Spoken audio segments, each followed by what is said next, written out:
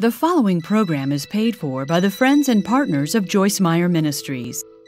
Well, if you feel like you really need change, or you just say, I need a brand new life, I believe that God has provided everything that you need for that. So stay with us and find out what that is.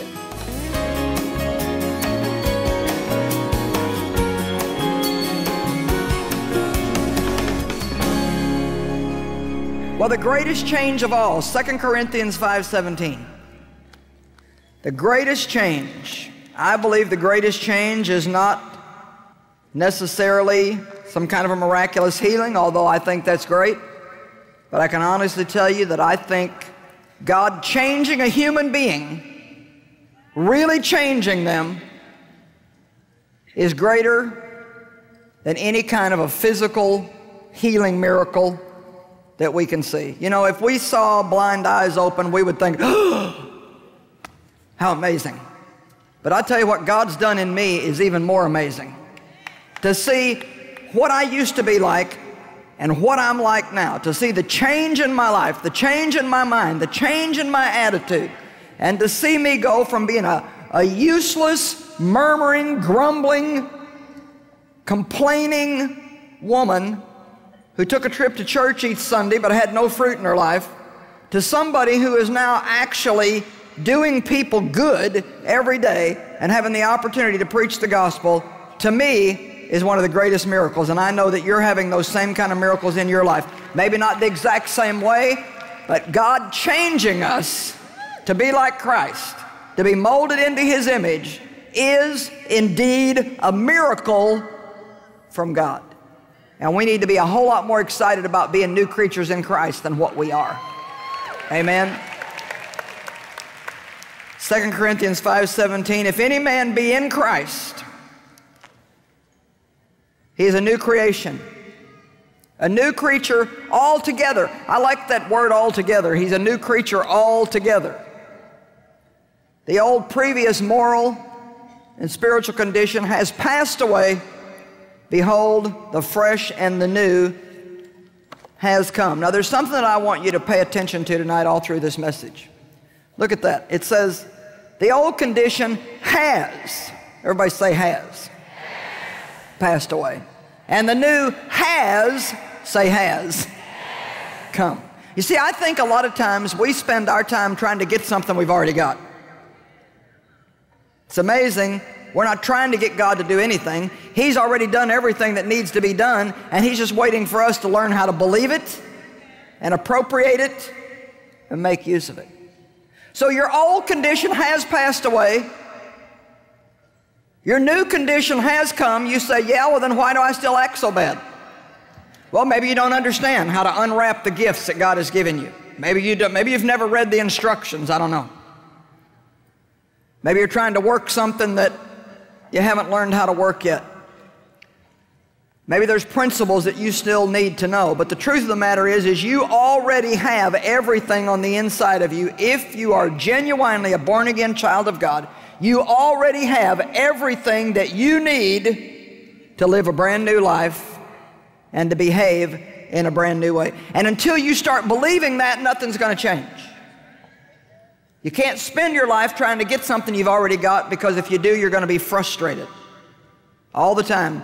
Frustrated. I said last night, before anything else changes, your mind has to change. So I want you to believe that you are a new creature inside, in your spirit. You've been made brand new. God has come to live in you if you've asked Him to forgive your sins. The seed of God, the Amplified Bible says the sperm of God is in you, and that means you're pregnant with everything that God is. It has come to you as a seed. Now you have to water that seed with the Word of God. You have to keep the weeds away from it so it's not choked. And little by little by little by little, those little seeds are getting bigger and bigger, and they're taking root. The Bible says be rooted and grounded in the love of God. Be rooted and grounded in Christ Jesus. You've got seeds, you've got to get rooted. And then once you get rooted, that good thing that's in you is going to grow and grow and grow until all of a sudden it starts popping out all over the place. And you're bearing good fruit that other people can feed off of. Growing up in God is not necessarily easy. but it's what we're called to do. Ephesians 1:3.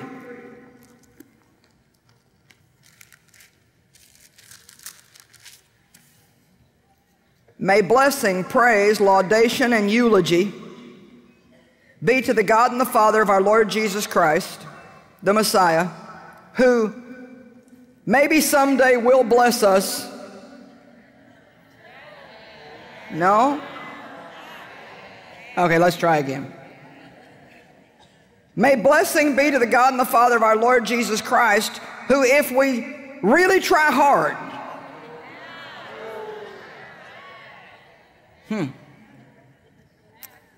Okay, one more time. May blessing be to the God and Father of our Lord Jesus Christ, who has blessed us.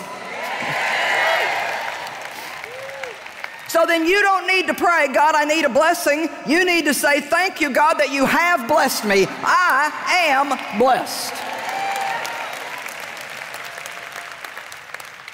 You know, the one thing that we need more than anything else, and I want you to get this, is to know who we are in Christ.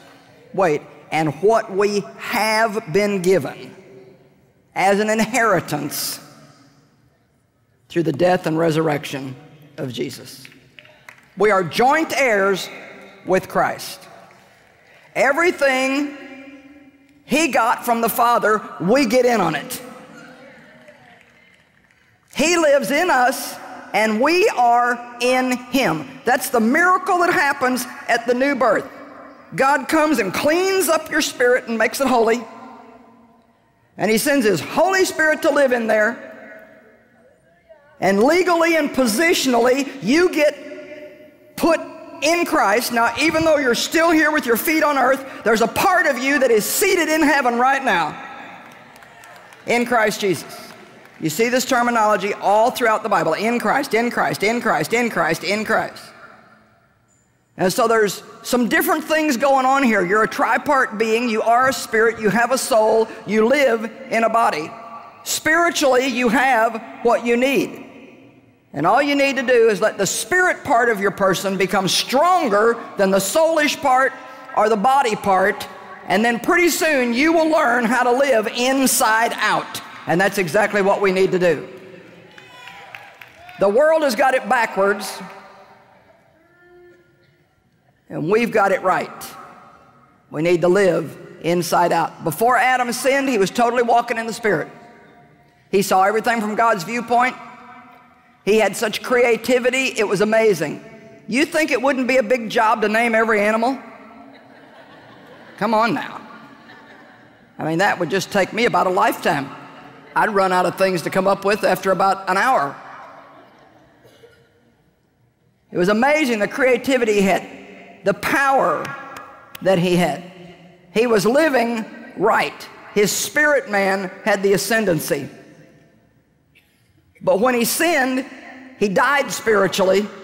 He no longer had that connection with God, and now his soul and his body began to rule. And we know that because immediately the first thing that happened was he began to live in fear, and he began to take care of himself. He began to try to cover himself and meet his own needs. He no longer had that connection with God. Well, God loved us so much that immediately He came up with a plan of redemption. Immediately He put into action a plan of redemption. And that was to send His only Son in a human body to take our sins upon Himself and once and for all have a way that God's children could always have a close, intimate relationship with Him. But it's all through Christ. There is nobody that the devil can keep out of heaven unless they want to go to hell. There's nobody that can't be saved if they know the gospel of Jesus Christ. The door has been opened for every man, every woman, every child, and every generation to know God and to know God personally. You don't have to go in through a priest. You don't have to go in through a preacher. You don't have to go in through mama or daddy. You can have your own relationship with God. You don't need a second-hand relationship with God. You need your own relationship with God. You can hear from God. You can be led by the Holy Spirit. Before I let you out of here tonight, if you are not excited about yourself, I don't think anybody can help you. You need to know who you are. You need to know what you have. What you have right now. You are blessed. You are a new creature. All things have passed away. All things have become brand new. You have died to sin. You say, I'm talking about the spiritual part of you. You need to learn how to honor the spiritual part of you more than you do your thoughts, your feelings, and your own will. That's your soul talking. Well, I feel. Well, I know Joyce said I'm blessed, but I sure don't feel blessed. I look around in my life, I don't look like I'm blessed. I don't think I'm blessed. Am I blessed? No. Somehow or another it got by me. No, we have to learn to believe what God says above what we feel.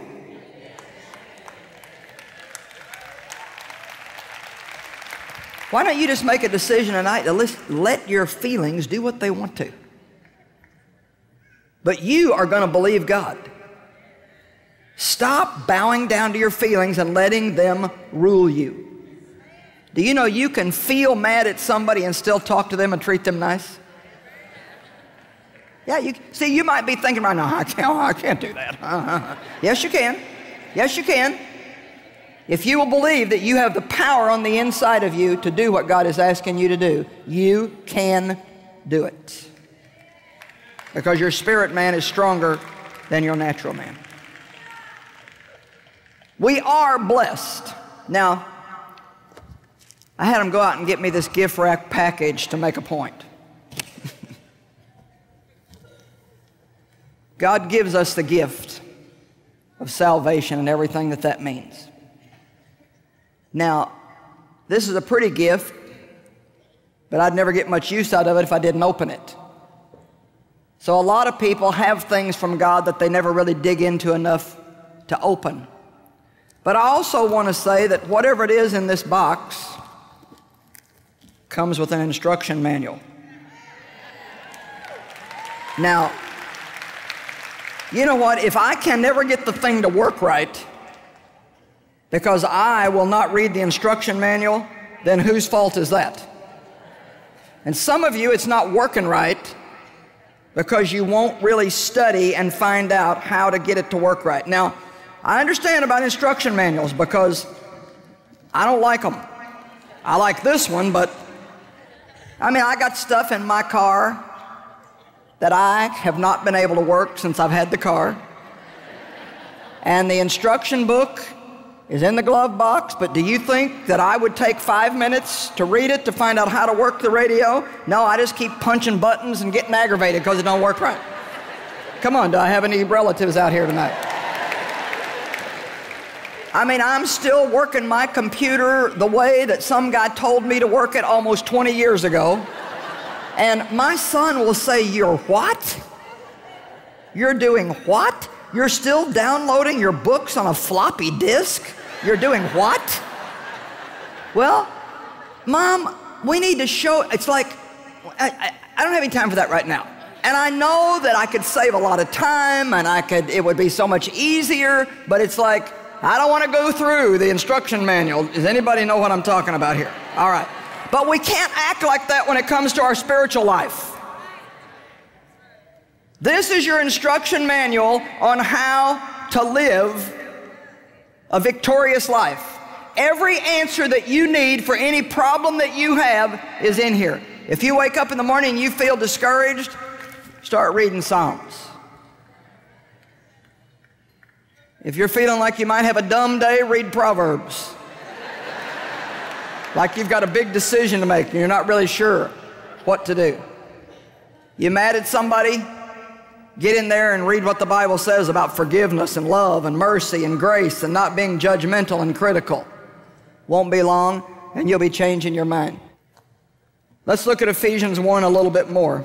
We read verse 3. We're going to look at a few more verses. Ephesians 1. Say, I am blessed. I have everything I need to live in victory. Now, if you're smart, you'll start making a new confession list. And you'll take these things that I've got you saying in this meeting home, and you'll start saying them 2 and 3 times a day until you start seeing changes in your life. Because every time you say what the Word says, you're renewing your mind. And when you learn how to think right, the devil might as well just pack up and get out, because his time is over. He can't lie to you and deceive you anymore when you learn how to think right. Verse 3, let's look at it again.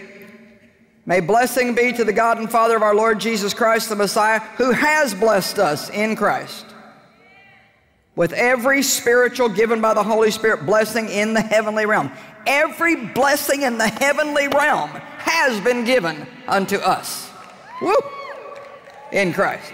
Now, even as in His love He chose us, actually picked us out for Himself as His own in Christ. You see, He doesn't choose us because we deserve to be chosen. He doesn't choose us because we're really good and nice to hang out with. He chooses us because we have faith in Jesus Christ.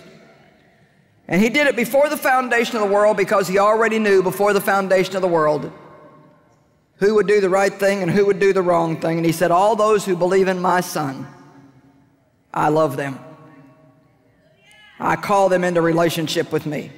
And He did it that we might be wholly consecrated, set apart for Him, blameless in His sight. Boy, I love that. Get rid of your guilt. Blameless in His sight, above reproach before Him in love. For He foreordained us, destined us, planned in love for us to be adopted, revealed as His own children through Jesus Christ. Verse 6, so that we might be to the praise and the commendation of His glorious grace, which He so freely bestowed upon us in the Beloved. Verse 7, in Him we have redemption. Verse 11, in Him we were made God's heritage. And it just goes on and on and on and on and on. Everything that we need is found in Him. Now watch verse 14. The Spirit is the guarantee of our inheritance. The Holy Spirit is the guarantee. The guarantee. How many of you, when you go out and buy something, especially an automobile or a washing machine or something like that, you want to know all about the guarantee? Well, God has given us a guarantee too. I'm giving you this gift, I'm giving you this instruction manual, and I'm giving you a guarantee that it's all going to work right, and in the end it's all going to come out right. But we need to know how to let the Holy Spirit help us. Jesus said, I'm going away. You're going to be better off if I do, because I'm going to send my Spirit to live in you. He has been with you. Now He's going to be in you. And why is He in us? Because only He can get what's in us to the outside of us, where we can enjoy it and everybody else can enjoy it. If you're struggling trying to change yourself, you're wasting your time, because apart from Him, you can do nothing. It is not by might, it is not by power, but it is by my Spirit, saith the Lord. Now, 2 Corinthians 5:20. Dave, you want to head on up here? Yeah, Dave's going to help me. You all just like to look at Dave because he's good looking, I know.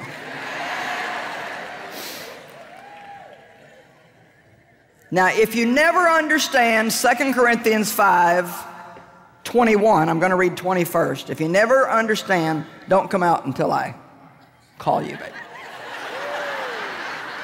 If you never understand 2 Corinthians 5:21, you are always going to be a mess. Period, end of the conversation. Now look, verse 20. So we are Christ's ambassadors, God making His appeal, as it were, through us. We, as Christ's personal representatives, my goodness, beg you for His sake, now here it is, to lay hold of. See, He's saying, I've given you everything you need. Now I'm begging you to lay hold of it.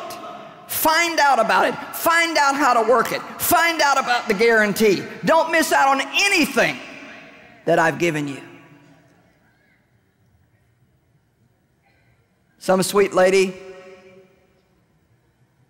actually Carolyn Barnett from the LA Dream Center, I'm sure a lot of you go there, she left me a beautiful gift in the back room. Well, I'll tell you, they said, you got a gift in the back room. I didn't waste no time getting back there opening it up. Ain't no way I'm coming out here before I see what's in the box. I got the box out and open it up, and it's just a beautiful, beautiful, beautiful Bible with a big gold cross on the front of it. It's just beautiful. Thank you very much. But see, if I'm that aggressive to open a natural gift, why would I not be just as aggressive to open the gifts that God has given me? Now let me tell you something. If I walked out to any one of you and said, here, I've got a gift for you, you'd be sitting there opening that thing up while I was trying to preach. You would waste no time. You wouldn't wait till you got home to open it. You would get it open. And trust me, if it was something you didn't know how to work, you'd find out how to work it. Well, we need to do the same thing with Christ. He says, I beg you, lay hold of the divine favor offered to you and be reconciled to God. Now, I love this scripture. For our sake, He made Christ virtually to be sin who knew no sin, so that in and through Him we might become endued with, viewed as being in, and examples of the righteousness of God, what we ought to be, approved and acceptable and in right relationship with Him by His goodness. It's just this simple. Jesus took your sin and He gave you His righteousness. He gave you His rightness, His right standing with God. All of my life, I had a record playing in my head. What's wrong with me? What's wrong with me? What's wrong with me? What's wrong with me? I thought, why am I not like other people? Why did my father abuse me? What's wrong with me? What's wrong with me? What's wrong with me? And it was such a relief for me to find out that I didn't have to earn righteousness by right behavior. I don't earn righteousness by being like somebody else in the world. But I'm given right standing with God. Now here's the way it works. Dave, you want to come and help me? Dave gets to play God. Come out here. Now, here's the way it is, you see. This is God's holiness, this white robe. And so He takes what I've got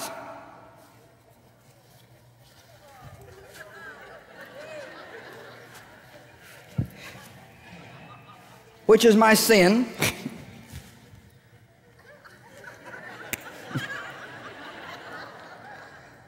And when I come to Christ, He says, Joyce, you give me that old mess that you've got. I'll take care of that.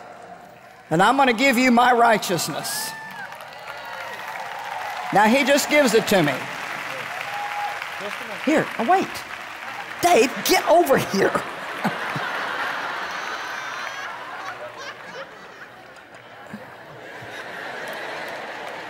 Boy, we are messing this up bad. But now, here's put on this robe of righteousness. I give this to you. A little bit big on you, but I'm going to help you fill it out. It ain't going to be long. It's going to be fitting you just perfect. Thank you. You're welcome. Now. Oh, by the way, that means everything I tell you to do, you must do it. He made that part up. I didn't tell him to do that. Okay, look, I'm trying to get you to understand this whole deal, see? You give Him your sin, He gives you His righteousness, but when you get it, it's too big for you. And we have to grow into it.